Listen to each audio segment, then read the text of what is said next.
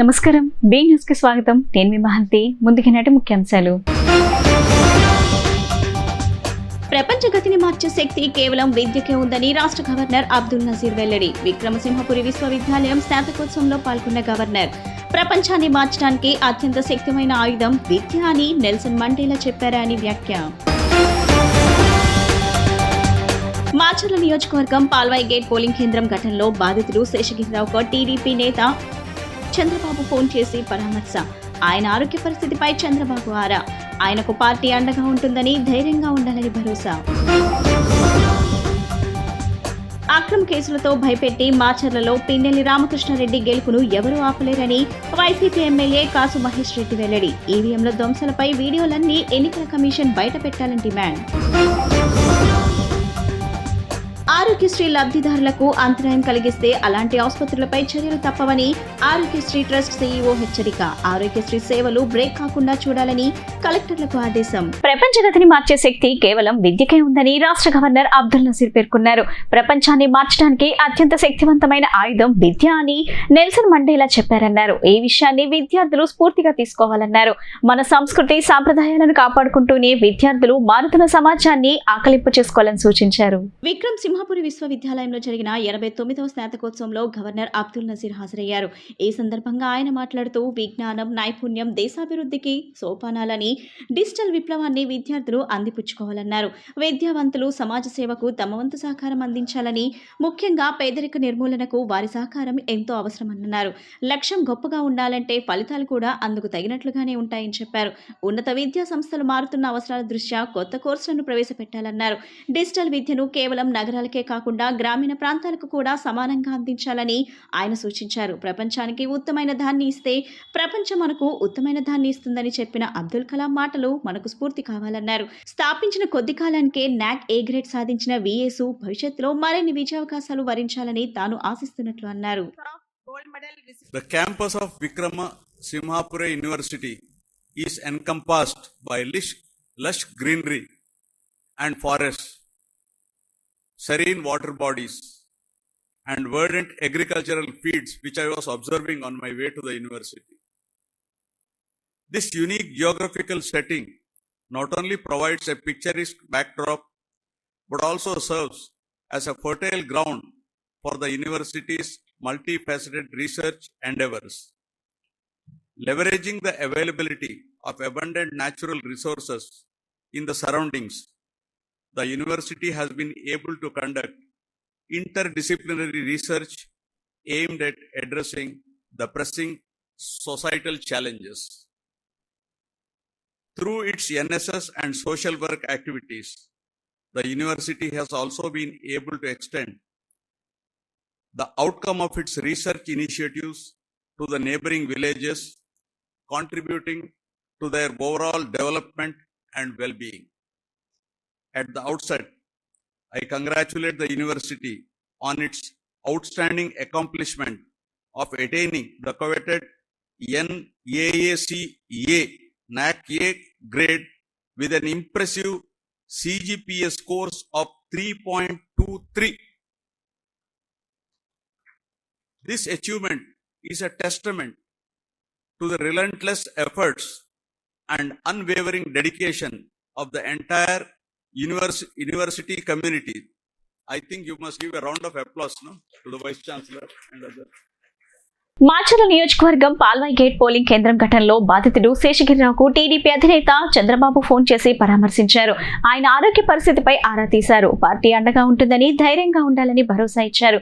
ఈవీఎంపై దాడిని ధైర్యంగా అడ్డుకునే ప్రయత్నం చేశారని అభినందించారు. పోలింగ్ రోజున పాల్వాయి గేట్ పోలింగ్ బూత్ లో ఈవీఎంను ధ్వంసం చేసిన సమయంలో వైసీపీ ఎమ్మెల్యే పిన్నెల్లి రామకృష్ణారెడ్డిని టీడీపీ ఏజెంట్ గా ఉన్న శేషగిరిరావు నిలదీసే ప్రయత్నం చేశారు.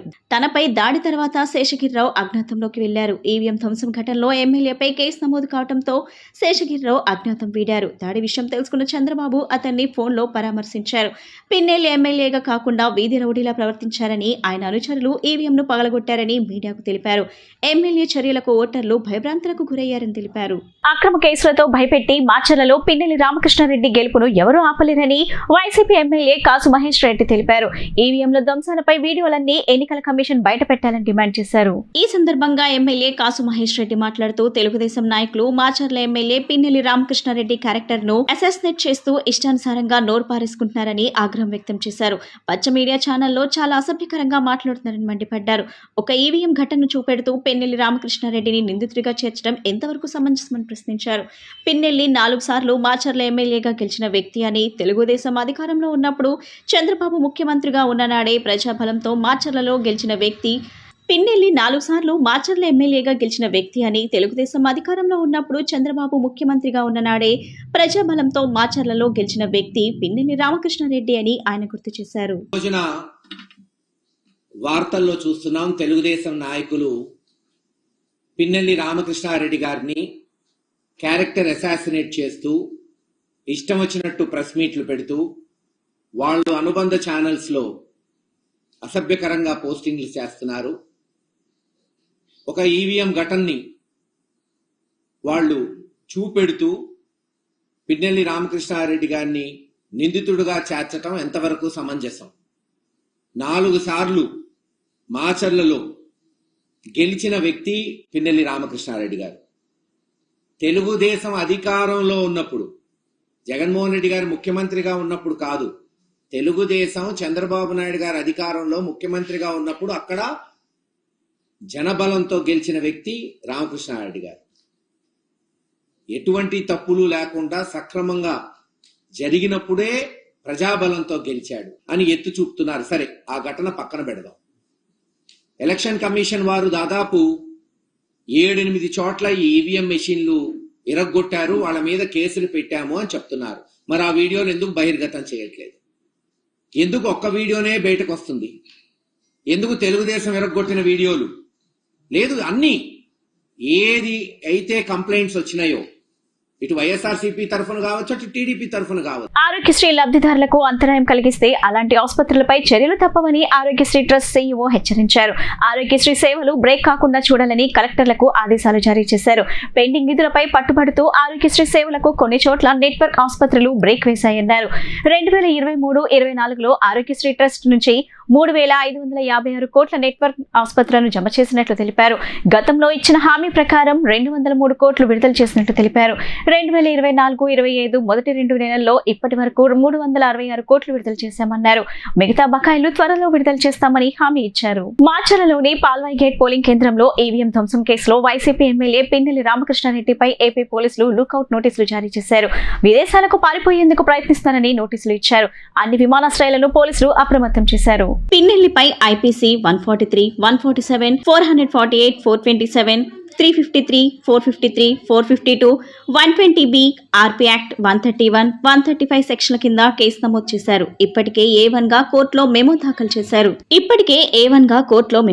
చేశారు. హైదరాబాద్ లో పిన్నెల్లి కోసం తెలంగాణ పోలీసులతో కలిసి ఏపీ పోలీసులు గాలిస్తున్నారు. సంగారెడ్డి జిల్లా కందిలో పిన్నెల్లి కారును గుర్తించారు. ఆయన కనిపించలేదు, కానీ పిన్నెల్లి డ్రైవర్ ను పోలీసులు అదుపులోకి తీసుకున్నారు. తొలుత పిన్నెల్లిని అరెస్ట్ చేసినట్లుగా ప్రచారం సాగింది, కానీ అరెస్టుపై పోలీసులు ఎలాంటి ప్రకటన చేయలేదు. ఆ తర్వాత ఏపీ పోలీసులు లుకౌట్ నోటీసులు జారీ చేశారు. ఈ ఎన్నికల్లో ఓటర్లు కూటమికే పట్టం కట్టారని మాజీ మంత్రి, కూటమి ఎమ్మెల్యే అభ్యర్థి గంటా శ్రీనివాసరావు అన్నారు. నిజంగా ఫలితాలు వచ్చిన తర్వాత జగన్ షాక్ కి గురికావాల్సిందేనని గంటా శ్రీనివాసరావు అన్నారు. మంత్రి బొత్స సత్యనారాయణ మాటలంతా ఒక మైండ్ గేమ్ అని, ఆయన చెబుతున్న ప్రమాణ స్వీకారం మాటలను ప్రజలు విని నవ్వుకుంటున్నారని వ్యాఖ్యానించారు. ఈ నెల 13న జరిగిన పోలింగ్ సర్లే చూస్తే ఓటర్లు కూటమికే పట్టం కట్టారని, సంక్రాంతి పండుగను తలపించే విధంగా వివిధ రాష్ట్రాల నుంచి ప్రజలు తరలివచ్చి ఓట్లు వేశారని మాజీ మంత్రి, కూటమి ఎమ్మెల్యే అభ్యర్థి గంటా శ్రీనివాసరావు అన్నారు. ఈ సందర్భంగా బుధవారం ఆయన విశాఖలో మీడియాతో మాట్లాడుతూ ప్రజల్లో ఒక కసి కనిపించిందని, అందుకే భారీగా పోలింగ్ జరిగిందని, కూటమికే పాజిటివ్ వేవ్ ఉందని అన్నారు. ఐపాక్ టీంతో సీఎం జగన్ మాట్లాడుతూ ఫలితాలు చూసి షాక్ అవుతున్నారని అన్నారు. నిజంగా ఫలితాలు వచ్చిన తర్వాత జగన్ షాక్ కావాల్సిందేనని గంటా శ్రీనివాసరావు అన్నారు. మంత్రి బొత్స సత్యనారాయణ మాటలంతా ఒక మైండ్ గేమ్ అని, ఆయన చెబుతున్న ప్రమాణ స్వీకారం మాటలను ప్రజలు విని నవ్వుకుంటున్నారని గంటా శ్రీనివాసరావు వ్యాఖ్యానించారు. ఎన్నికల తర్వాత హింసకు వైసీపీయే కారణమని అన్నారు.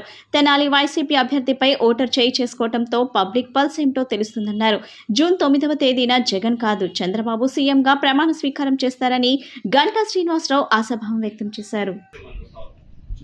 అయితే దీన్ని డైవర్ట్ చేస్తూ వైసీపీ నాయకులు జగన్మోహన్ రెడ్డి గారు మన 2 నెలల ముందు ఆయన పీకే టీం ఏదైతే ఐపాక్ టీం ఉందో ఐపాక్ టీంతో మాట్లాడినప్పుడు ఆయన చేసిన కామెంట్స్ కానీ షాక్ అవుతారని చెప్పాడు ప్రజలు, దేశం డెఫినెట్ గా మేము కూడా అంటా ఉన్నాం. ఎందుకంటే ఖచ్చితంగా షాక్ అవుతారు. ఎందుకంటే ఆ రోజు సంతోషంగా ఫోటో వైపు ప్రజలు దేశంతో పాటు జగన్మోహన్ రెడ్డి కూడా డైరెక్ట్ గా షాక్ అవుతారు. ఎందుకంటే ఆయన ఊహించిన విధంగా ఫలితాలు రాబోతా ఎన్నికల నిబంధనలను ఉల్లంఘిస్తే చట్టరీత్యా చర్యలు తప్పవని అవనిగడ్డ డీఎస్పీ మురళీధర్ అన్నారు. ఉద్దేశపూర్వకంగా పార్టీలకు సంబంధించిన నాయకులను, కార్యకర్తలను రెచ్చగొట్టే విధంగా వ్యాఖ్యలు చేసినా, సోషల్ మీడియాలో తప్పుడు సమాచారం పెట్టి ప్రచారం చేసే వారిపై చట్టపరమైన చర్యలు తీసుకుంటామన్నారు. బహిరంగ ప్రదేశాల్లో మద్యం సేవించడం, గొడవలు సృష్టించడం చేయరాదన్నారు. అవనిగడ్డ పోలీస్ స్టేషన్ నందు ఏర్పాటు చేసిన మీడియా సమావేశంలో అవనిగడ్డ డీఎస్పీ మురళీధర్ మాట్లాడుతూ, కృష్ణా జిల్లా ఎస్పీ నయీం అస్మి ఆదేశానుసారం ఎన్నికల నిబంధనలు ఉల్లంఘించిన వారిపై చట్టరీత్యా చర్యలు తీసుకుంటామని హెచ్చరించారు. 13వ తారీఖు జరిగిన ఎన్నికలు సజావుగా ప్రశాంతమైన వాతావరణంలో జరిగేందుకు సహకరించిన ప్రతి ఒక్కరికి పేరు పేరున ధన్యవాదాలు తెలియజేశారు. ఎన్నికల కోడ్ సెక్షన్ అమల్లో ఉన్నందున ఏ ప్రాంతంలో కూడా 4 కన్నా ఎక్కువ గుంపులుగా ఉండరాదని అన్నారు. ఎలక్షన్ కోడ్ ముగిసేంత వరకు ఎలాంటి అనుమతులు లేకుండా బహిరంగ సభలు, సమావేశాలు, ర్యాలీలు నిర్వహించరాదని అన్నారు. ఉద్దేశపూర్వకంగా పార్టీలకు సంబంధించిన నాయకులను, కార్యకర్తలను రెచ్చగొట్టే విధంగా వ్యాఖ్యలు చేసిన, సోషల్ మీడియాలో తప్పుడు సమాచారం పెట్టి ప్రచారం చేసే వారిపై చట్టపరమైన చర్యలు తీసుకుంటామన్నారు. బహిరంగ ప్రదేశాల్లో మద్యం సేవించడం, గొడవలు సృష్టించడం చేయరాదన్నారు. ఎలక్షన్స్ ఈ సంవత్సరం జరిగిన జనరల్ ఎలక్షన్ మొన్న మే 13వ తారీఖు జరిగిన జనరల్ ఎలక్షన్ సందర్భంగా మన అవనగడ్డ అసెంబ్లీ కాన్స్టిట్యూన్సీ సందర్భంలో ఎటువంటి చిన్న గొడవలు తప్ప ప్రశాంతంగా జరిగిన ఎలక్షన్ జరిగినాయి. కొన్ని గ్రామాల్లో మోబుదేవుల లంక ఒకటి, కేకొత్తపాలెం, తర్వాత నాగాలంగలో గనిపేశ్వరం, ఇలాగా చిన్న అక్కడక్కడ చిన్న తప్ప ఎక్కడ కూడా మనకి పెద్దగా మనకి ఎటువంటి గొడవలు జరగలేదు. ఎక్కడైతే ఆల్రెడీ ఇప్పుడు పోలింగ్ డే రోజున గొడవలు జరిగినాయో, చిన్న గొడవలు జరిగినాయో అక్కడికి అన్ని కూడా కేసులు నమోదు చేయడం జరిగింది. దాంట్లో వాళ్ళందరినీ కూడా ఒక 5 కేసులు నమోదు, మొత్తం టోటల్గా మనం ఒక 5 కేసుల వరకు నమోదు చేసాం. ఆ 5 కేసుల్లో కూడా అందరిని ముద్దాయిలందరూ కూడా ఎవరైతే దానికి సంబంధించిన వ్యక్తులు ఉన్నారో వాళ్ళందరూ కూడా అరెస్ట్ చేయడం జరిగింది. తర్వాత వాళ్ళందరూ కూడా మన మండల ఎగ్జిక్యూటివ్ మ్యాజిస్ట్రేట్ గారి దగ్గర బైండ్ అవుట్ చేయడం జరిగింది. తర్వాత దాంట్లో ఎవరైతే బాగా అగ్రెసివ్గా ఉండి, ఎవరైతే యాక్టివ్గా ఆ గొడవలు కారణమయ్యారని చెప్పి మనం గమనించామో వాళ్ళ మీద కూడా రౌడీ షీట్లు కూడా ఓపెన్ చేయడానికి ప్రపోజల్ జరుగుతుంది. సో వీళ్ళందరి మీద కూడా ప్రాపర్ నిఘా ఇవన్నీ కూడా ఉంచుకుంటాం. అలాగే మనకి అప్పటి నుంచి కూడా ఏ విలేజ్లో చిన్న గొడవలు అయ్యి కొన్ని పొలిటికల్గా సెన్సిటివ్ ఉన్న విలేజ్లు అన్నింటిలో కూడా ఈ గొడవలైన విలేజ్లో కూడా మనం పోలీస్ పికెట్లు ఏర్పాటు చేయడం జరిగింది. అలాగే police beat, day beat, night beat serve చేయడం, మేము అందరూ కూడా ఎస్ఐల నుంచి అందరూ పై అధికారులు అందరూ కూడా ఆ విలేజ్లు విజిట్ చేయడం. అక్కడ అవి కాకుండా ఇంకా ఎక్కడైతే పొలిటికల్గా మేము సెన్సిటివ్గా గమనించాము, చిన్న ఘర్షణలు, తోసుకోవడం లాంటివి మాకు ఎక్కడెక్కడ గమనించాము, ఆ విలేజ్లను కూడా మీ ప్రత్యేకంగా అందరూ కూడా మా పోలీస్ ఫోర్స్ వెళ్ళడం, అక్కడ ప్రజలందరూ కూడా అవేర్నెస్ మీటింగ్ లాంటివి కండక్ట్ చేయడం జరుగుతుంది. సమస్యాత్మక పరిసరాల ప్రాంతాలైన కేఎల్ రావు నగర్, చిట్టినగర్ పరిసర ప్రాంతాల్లో పశ్చిమ ఏసీపీ ఆధ్వర్యంలో కొత్తపేట పోలీసులు బుధవారం ఫుడ్ పెట్రోలింగ్ నిర్వహించారు. ఈ సందర్భంగా ఏసీపీ మురళీకృష్ణారెడ్డి మాట్లాడుతూ, శాంతి భద్రతలకు విఘాతం కలిగించిన, ఇతర సాంఘిక కార్యకలాపాలకు పాల్పడినట్లు తెలిసినా వెంటనే పోలీసులకు సమాచారం అందించాలని కోరారు. 100 కంట్రోల్ రూమ్ కు సమాచారం అందిస్తే 10 నిమిషాల్లో ఘటనా స్థలానికి చేరుకుంటారని చెప్పారు. కార్యక్రమంలో సిఐ గణేష్, సిబ్బంది పాల్గొన్నారు. అందరికీ నమస్కారం. ఎన్నికలన్నీ కూడా ప్రశాంతంగా జరిగినాయి. ఈ సందర్భంగా ప్రజలందరికీ కూడా వారికి సహకరించినందుకు గాను ధన్యవాదాలు తెలియజేస్తున్నాను. అదే కాకుండా మనకి జూన్ 4వ తారీఖున మనకి కౌంటింగ్ కూడా ఉంది. ఇబ్రహీంపట్నంలో నిమ్రా నోవా కాలేజీల్లో కౌంటింగ్ జరుగుతుంది. ఈ సందర్భంగా కూడా ప్రజలంతా కూడా ఎటువంటి అవాంఛనీయ సంఘటనలు చేయకుండా పోలీసు వారికి పూర్తిగా సహకరిస్తారని ఆశిస్తున్నాను. అంతే రకంగా సమస్యాత్మక ప్రాంతాలైన మనకి 2 టౌన్ ఏరియాలో ఈరోజు కేఎల్ రావు నగరు, చిట్టినగరు ఈ ఏరియాలన్నీ కూడా మార్చింగ్ చేయడం జరిగింది. మెయిన్ ప్రజలందరికీ ఏంటంటే కౌంటింగ్ రోజున ప్రజలందరూ రోడ్ల మీదకి వచ్చి అనవసరంగా ఎటువంటి గొడవల్లోనూ తలదూర్చొద్దని, అప్పటి వరకు కూడా ఏ చిన్న గొడవల్లో తలదూర్చినా వారి మీద కఠినమైన చర్యలు తీసుకోబడతాయని ఈ సందర్భంగా అందరికీ కూడా తెలియజేస్తున్నాను. దయచేసి అందరూ కూడా సహకరించి ఈ లాస్ట్ ఫేజ్ అయిన కౌంటింగ్ కూడా ప్రశాంతంగా జరిగేటట్టుగా అందరూ కూడా సహకరిస్తారని ఆశిస్తున్నాను. Thank you. కౌంటింగ్ రోజున ఎట్టి పరిస్థితుల్లోనూ కూడా ఎవరు కూడా బాణసంచా కాల్చడం కానీ, లేకపోతే అలాగే ఈ ఫైర్ క్రాకర్ షాపుల వాళ్ళు ఎవరు కూడా వీళ్ళెవరికి కూడా అప్పటి వరకు కూడా కౌంటింగ్ జరిగే వరకు కూడా ఎవ్వరూ కూడా ఈ బాణాసంచా ఎవరికన్నా అమ్మటం కానీ అవి చేసినట్టయితే వారి మీద కూడా చట్ట ప్రకారం చర్యలు తీసుకోవడం జరుగుతుంది. ఆల్రెడీ ఈ బాణాసంచా అమ్మే షాపులకి వీళ్ళందరికీ కూడా మనం నోటీసులు సర్వ్ చేసాం.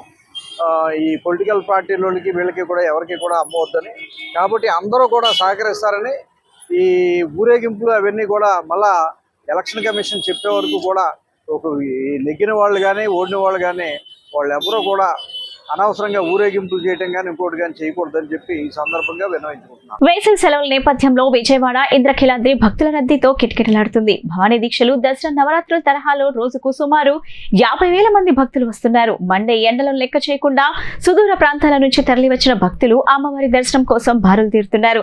దీంతో 25 లక్షల దాకా టికెట్లు ఆదాయం జమవుతుంది. ఎక్కువ శాతం మంది తమ సొంత వాహనాలతో వస్తుండటం వల్ల పార్కింగ్ సమస్య ఉత్పన్నమవుతుంది.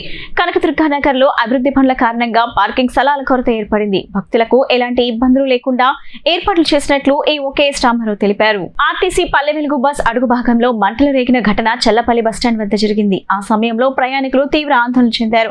ఆర్టీసీ అధికారులు స్థానికుల కథనం ప్రకారం మచిలీపట్నం నుంచి అవనిగడ్డకు వస్తున్న పల్లె వెలుగు బస్ కింద భాగంలో ఉన్న బ్యాటరీలకు షార్ట్ సర్క్యూట్ అయ్యి మంటలు వచ్చాయి. గమనించిన స్థానికులు వెంటనే డ్రైవర్ కు తెలపడంతో అతడు బస్సు ఆపివేసి ప్రయాణికులను కిందకు దించేశారు. ఆ సమయంలో బస్సులో 15 మందికి పైగా ఉన్నట్లు సమాచారం. మంటలు వచ్చి కాలిపోయి పాడైన బ్యాటరీలను తక్షణమే తొలగించారు. పెను ప్రమాదం తప్పడంతో ప్రయాణికులు, ఆర్టీసీ అధికారులు ఊపిరి పీల్చుకున్నారు.